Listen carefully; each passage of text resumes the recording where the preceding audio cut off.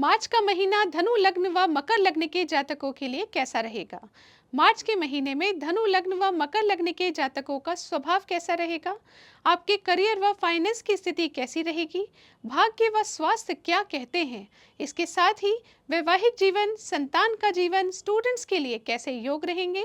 प्रेम संबंधित योग, विदेश योग, इन सभी बिंदुओं पर विस्तार से चर्चा करेंगे आज इस वीडियो में। इसके साथ ही जानेंगे सरल व सटीक उपाय जिनको कर लेने से मार्च का महीना बन जाएगा आपके लिए बेहद खास। नमस्कार मित्रों, मैं श्वेता मिश्रा एक बार फिर आप सभी का बहुत बहुत स्वागत करती हूँ। मित्रों, आज इस वीडियो में हम जानते हैं सबसे पहले धनु लग्न के जातकों के बारे में। यदि आपकी लग्न कुंडली के प्रथम भाव में नंबर लिखा है 9, तो आप धनु लग्न के जातक हैं। और यदि इस विधि से आप अपना लग्न नहीं समझ पा रहे हैं तो कृपया अपने लग्न कुंडली का या फिर कुंडली का फोटो व्हाट्सएप के माध्यम से आप हमें भेज दीजिए। नंबर आपको नीचे दिया गया है, इसी नंबर पर आप अपनी कुंडली की फोटो भेज सकते हैं और हम बताएंगे आपको कि आपका लग्न क्या है। सबसे पहले जानते हैं धनु लग्न के जातकों का स्वभाव कैसा रहेगा।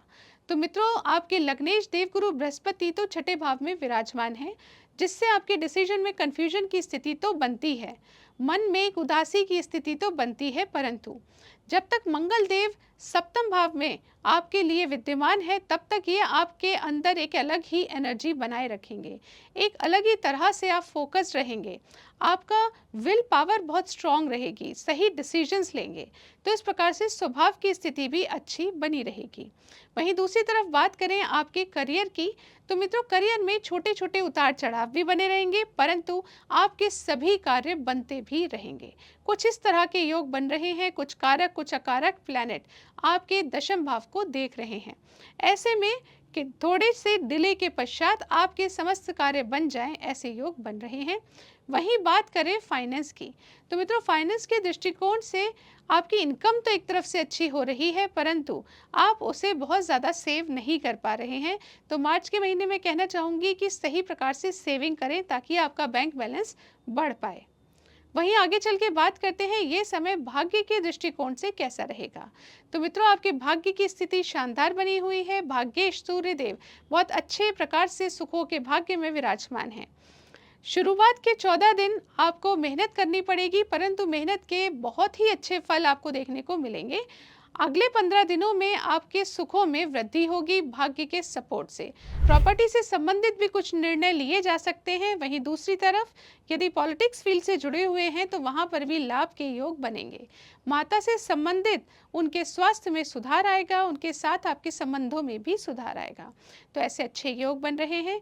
यदि बात करें स्वास्थ्य की, तो मित्रों स्वास्थ्य की स्थिति भी शानदार बनी हुई है। ध्यान किस बात का रखना है, तो अपनी डाइट का ध्यान रखिए, अपने खान पान का ध्यान रखिए और इसके साथ ही किसी भी प्रकार की लापरवाही नहीं कीजिए। अगर आपने थोड़ा अपना ध्यान रखा तो निश्चित तौर पर आपका स्वास्थ्य बहुत अच्छा बना रहेगा।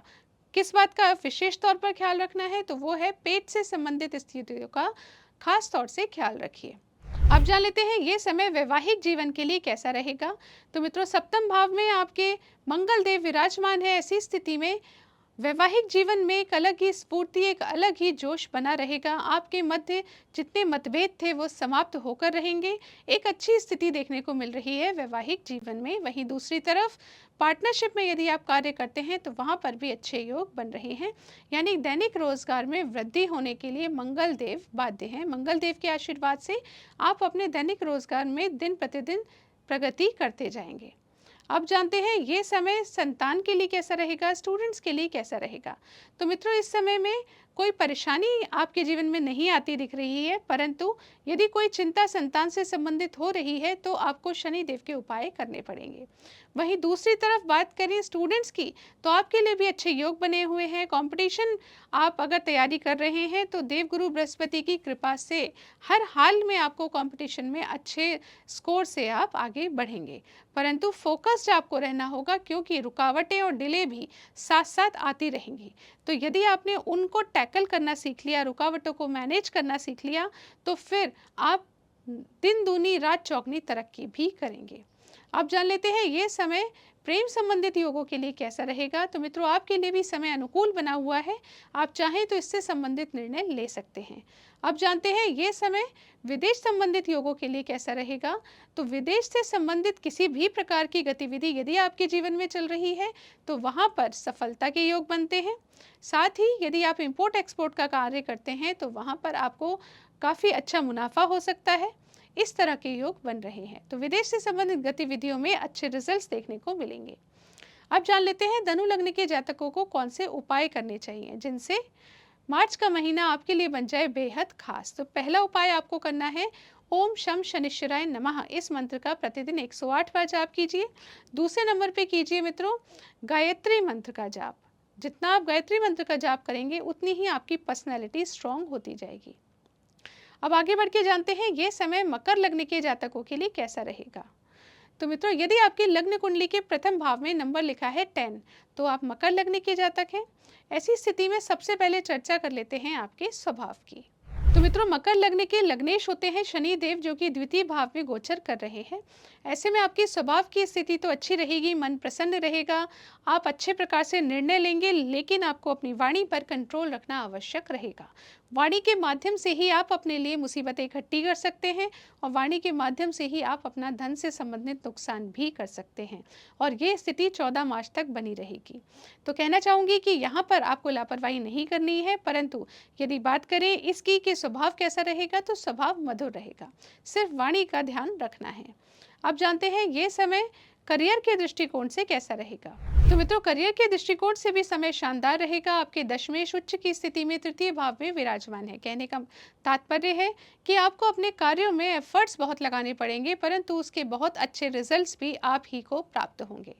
वहीं बात करें फाइनेंस की, तो फाइनेंस के दृष्टिकोण से भी समय शानदार बना है जब लग्नेश ही द्वितीय भाव में विराजमान है। लेकिन 14 मार्च तक सूर्य देव भी रहेंगे, तो ऐसे में धन से संबंधित निर्णय सावधानी पूर्वक लीजिए और धन से संबंधित लिए जाने वाले निर्णय में लोगों किसी से एडवाइस भी ले सकते हैं। अब आगे बढ़ के जानते हैं ये समय भाग्य के दृष्टिकोण से कैसा रहेगा। तो मित्रों, मकर लग्न के जातकों को भाग्य भरोसे बैठने का ये वक्त सही नहीं है। मेहनत तो बहुत करनी है और मेहनत के बाद ही आपको फल प्राप्त होंगे, देर से ही सही परंतु प्राप्त होंगे। तो भाग्य भरोसे हाथ पे हाथ धरकर नहीं बैठना है, एफर्ट्स लगाइए, ट्रैवलिंग कीजिए, मेहनत कीजिए, चाहे कितना भी स्ट्रगल आए रुकिए मत। अगर आपने ये किया तो निश्चित तौर पर आप मार्च के महीने में बहुत सक्सेसफुल रहेंगे। अब जानते हैं ये समय स्वास्थ्य के दृष्टिकोण से कैसा रहेगा। तो वो वहाँ पर भी स्थितियाँ अच्छी बनी हैं, परंतु यदि आप ड्राइव करते हैं तो स्पीड का ध्यान दीजिए, घर से गुस्से में बाहर ना निकलिए, छोटी छोटी चीज़ों का ध्यान दीजिए तो स्वास्थ्य अच्छा बना रहेगा। ब्लड से रिलेटेड यदि कोई परेशानी है तो चेकअप अवश्य करा लीजिए।